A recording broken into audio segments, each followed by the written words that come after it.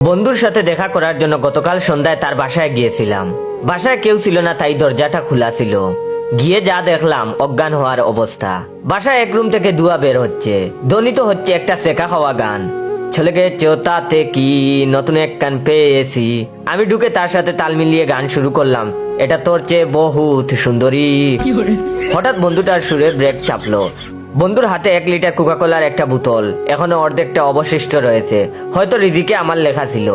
অবস্থা দেখলে যে কেউ মনে করবে আমার বন্ধু লাল পানি পান করছে। আর নাইট গার্ড, মশার কয়েল সবগুলো একসাথে জ্বলছে। আর কয়েলগুলোর ধোঁয়ার কারণে রুমের কোনো কিছুই দেখা যাচ্ছিল না। তখন বন্ধুকে আমি প্রশ্ন করলাম, হে জনাব, আপনার কি হয়েছে? সেকা খেয়েছেন নাকি? আমার কথা শুনে ব্যথিত কণ্ঠে ব্যর্থ প্রেমিকের মতো গর্জন করে বন্ধু কেঁদে উঠল।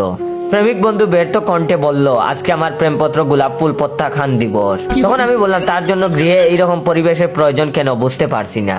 তখন জনাবের উত্তর, সেকা খাওয়া প্রেমিকদের সাধারণত সিগারেট প্লাস মদ ইত্যাদি খেতে হয়, কিন্তু আমার এইসবে এত আকর্ষণ নাই, তাই কয়েলের দুয়ার সাথে কোকাকোলা দিয়ে একটা প্রত্যাখ্যান দিবস পালন করছি। আমি তখন বন্ধুকে বললাম, ইতিহাস জানতে চাই বন্ধু, তোমার প্রত্যাখ্যান দিবস সম্পর্কে। তখন আমার সেকা খাওয়া বন্ধু আমাকে বলল, বন্ধু তুই কিন্তু আমাকে খেপাতে পারবি না, সেই চুক্তিতে রাজি থাকলে বলবো সেই ইতিহাস। তখন আমিও বললাম, আমিও রাজি আছি, কাজী বলেন সেই ইতিহাস। তখন বন্ধু বলতে লাগলো, মডার্ন কুচিং এর সবসময় পিছনে বসার কারণ হলো জাহ্নবী নামের একটা মেয়ে। সুদীর্ঘ টানা 365 দিনের বেশি তার পিছনে ঘোরাঘুরি করেছি, কিন্তু পড়ালেখা করার সময় একদম ঠিক রাখছি। কিন্তু বন্ধু বর প্রত্যেকে বন্ধু জুড়া লেগে গেল, আমি কি বসে থাকতে পারি নাকি? গত বছর বন্ধু বর থানবীর হতে অনুপ্রাণিত হয়ে 18ই আগস্ট একটা রিস্ক নেওয়ার চিন্তা করলাম। সকালে 6টায় উঠে আমার ঋণ করা 50 টাকার কিছু তরতাজা গোলাপ ফুল কিনে নিলাম। আর সুদীর্ঘ রজনীতে সায়েন্স পড়ার সতর্কতার স্বরূপ একটা রাসায়নিক প্রেমপত্র লিখে ফেললাম। প্রেমপত্রটি এমন ছিল, প্রিয় জাহ্নবী, প্রথমে নাও হৃদয়ের প্রমাণ, তাপমাত্রা ও ছাপে এক মূল ভালোবাসা। আশা করি হাইড্রোজেনের মতো পর্যায়ে সারণীর 1 নম্বর পর্যায়ে আছো। আমিও তো আছি নিষ্ক্রিয় গ্যাসের মতো কোনো রকম। বিশ্বাস করো, তুমি আমার অনেক ক্রিয়া বিক্রিয়ার প্রতিক্রিয়ার ফল। হাইড্রোজেন আর অক্সিজেন যেমন পানির সঙ্গে মিশে আছে, তেমনি তুমি মিশে আছো আমার হৃদয়ে। তোমাকে দেখলে আমার হৃদয় কার্বন ডাই অক্সাইড দ্বারা পূর্ণ হয়। তোমার চোখে চুপ পড়লে মনে হয় তোমার চোখে রাডার ফুডের পরমাণু মডেলের ভালোবাসার কণা বিচ্ছুরিত হচ্ছে। এই পৃথিবীতে তুমি যদি আমার না হও, তাহলে সালফিউরিক অ্যাসিড খেয়ে পৃথিবীর অক্সিজেন আমার জন্য হারাম করে দিব।